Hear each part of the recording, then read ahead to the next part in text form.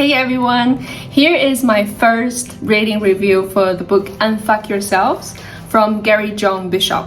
I've been postponing this review as this is such an important book for me and it's changed my life 2 years ago by pushing me to finally make the decision to go out of my depression, quit my job, sell my house in the Netherlands, and finally pursue my entrepreneurship dream.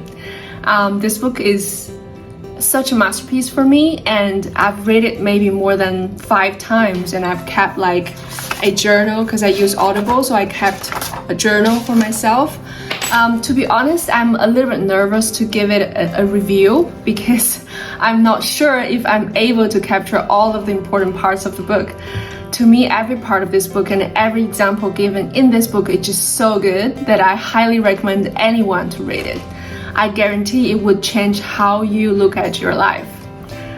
This book has split into like different chapters which you can come back to independently if you need a wake-up call or simply a kick in the butt.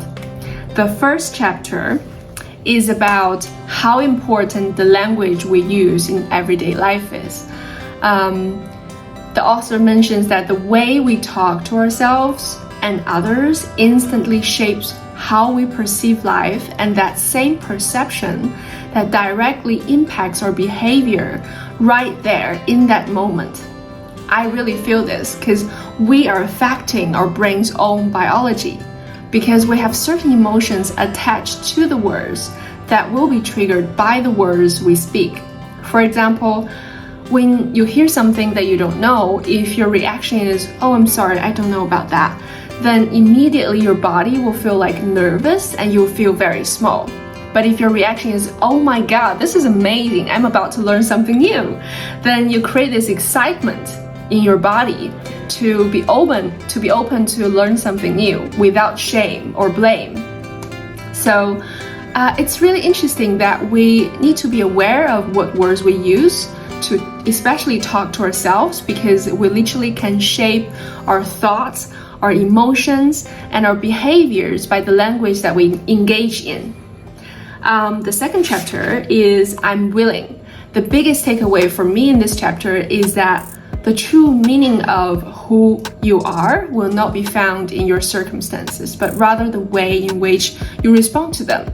Now, how I look at my life right now is that everything in life is just a matter of willing and unwilling. There is a difference between if you're interested or if you're committed. So if you're only interested, then your circumstances will win. But if you're committed, then your circumstances cannot define you anymore. Because once you're willing to do what it takes, it doesn't really matter what it is. You will always 100% find a way to make that happen. The third chapter is I am wired to win. What I found fascinating in this chapter is that our brain is actually wired to win, and we're winning at the life we have. The problem for most people is that most of the time we're not aware of what we're winning at, which is what we believe in our subconscious mind. It's just crazy to think that 95% of our day is actually controlled by our subconscious programming. And the majority of that was first told by someone who knows barely nothing about us. And then we, at the time of receiving this judgment, were too young to speak for ourselves. So we repeat it like in our mind and over again. Eventually it's deeply rooted as our subconscious belief. And this belief we have is controlling the rest of our lives unless we acknowledge it and change it consciously.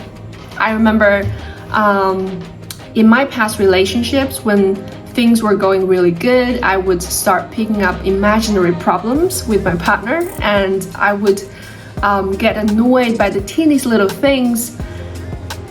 Now that I realized I was just trying really hard to prove a point that I was not worthy of love. Some people might also like self-sabotage, trying to prove that their parents did a really lousy job raising them, or just all sort of behaviors.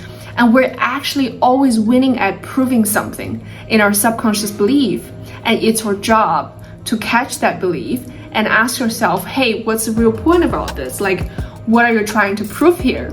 The better you understand the pattern, the better shot you have in changing them and changing your life. Like rewrite your subconscious belief. The first chapter is I got this.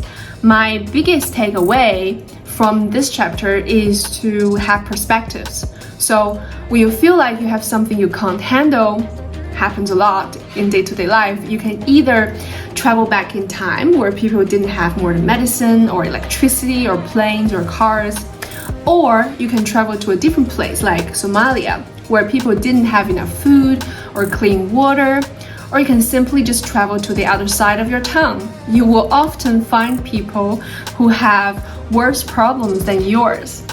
And another way of doing this is to like zoom out until you can see the entire course of your life and think about all the problems you have faced in the past that you eventually overcame.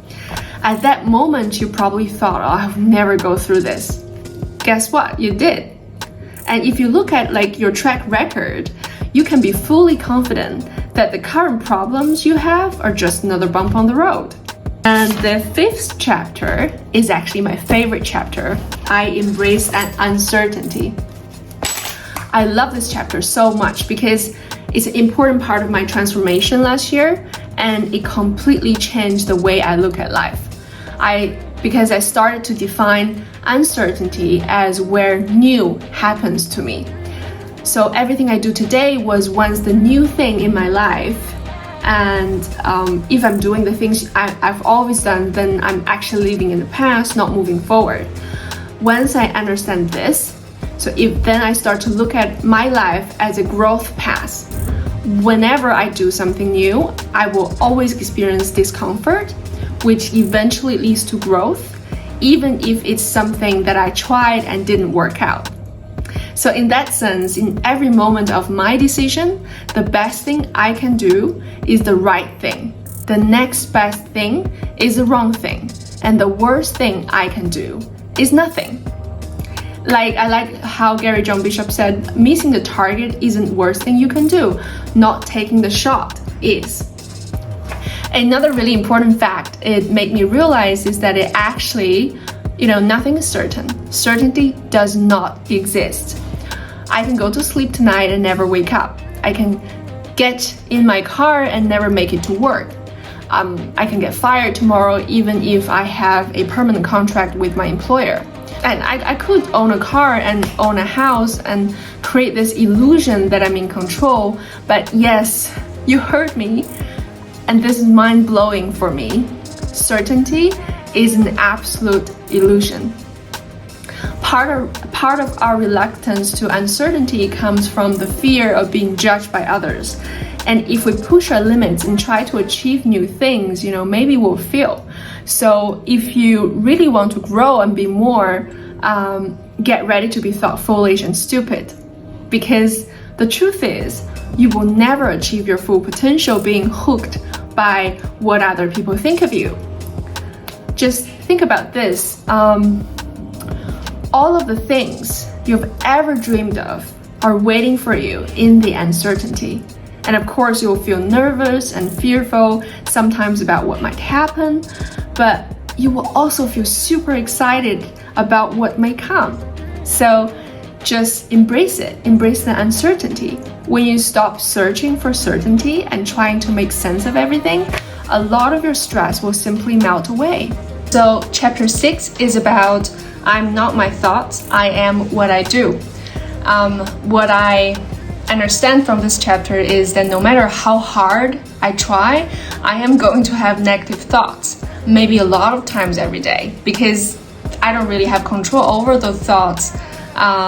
They're just random, like a bunch of random stuff going through my head, and I don't have to feel like today is my day. I just have to act like it is.